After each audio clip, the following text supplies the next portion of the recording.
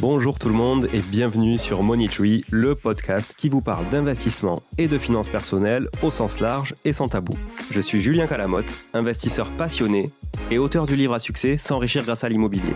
J'avais envie de partager ma façon d'investir, forcément, mais également de découvrir avec vous de nouvelles façons de faire fructifier notre argent.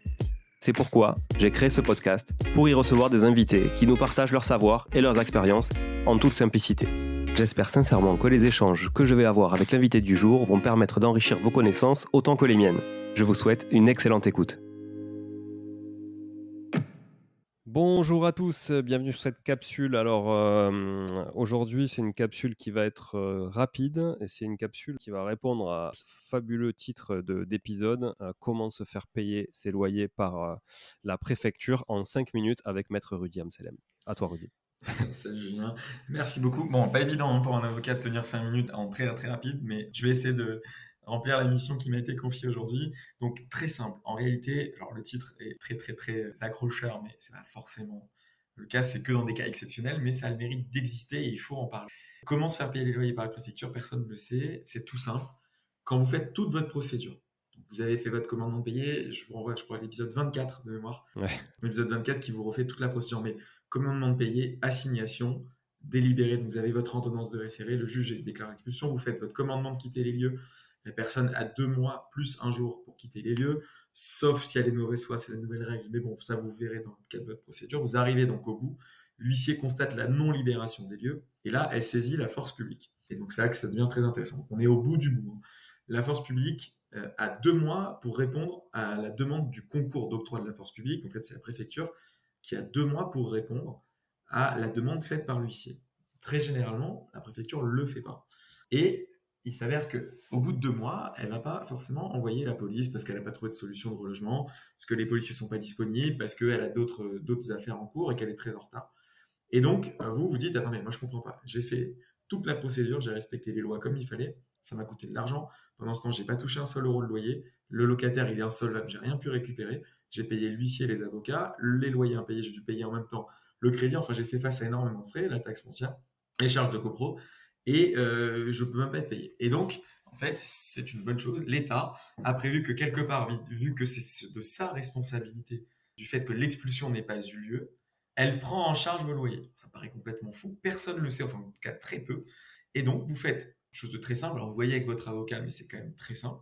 Ce qu'on appelle un recours gracieux. Ça prend littéralement 2 pages. Vous l'envoyez en recommandé et dans lequel vous exposez évidemment les intérêts vous intervenez aux intérêts de votre client, que vous avez reçu telle décision, vous mettez l'historique et les pièces jointes évidemment des décisions, du commandement de quitter les lieux, de l'octroi du concours de la force publique, et vous dedans vous intégrez un décompte dans lequel vous expliquez à la préfecture, voilà, depuis l'huissier vous a saisi le 1er juin, vous alliez jusqu'au 1er septembre pour agir, vous ne l'avez pas fait, donc dès le 2 septembre vous êtes redevable du loyer.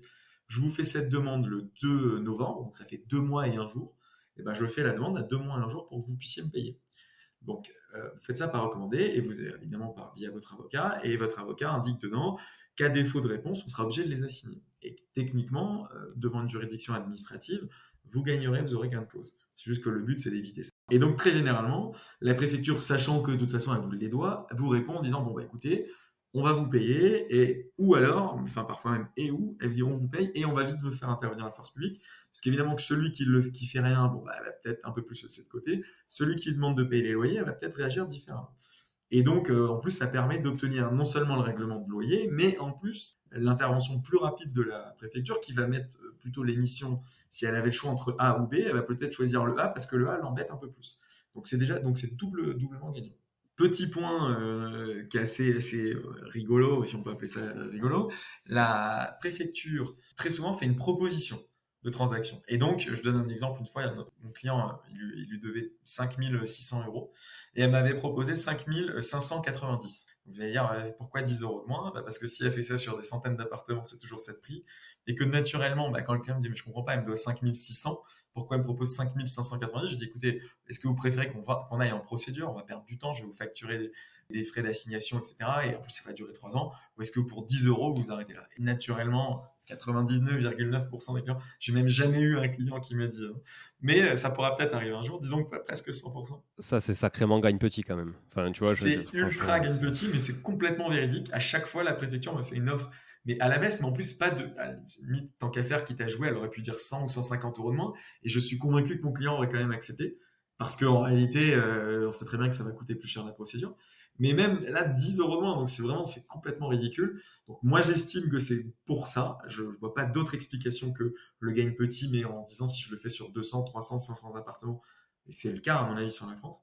Donc voilà, donc c'est peut-être pour ça. Donc tout simplement, un courrier via votre avocat, ce qu'on appelle un recours gracieux, et la préfecture revient vers vous très rapidement, sinon votre avocat il la relance.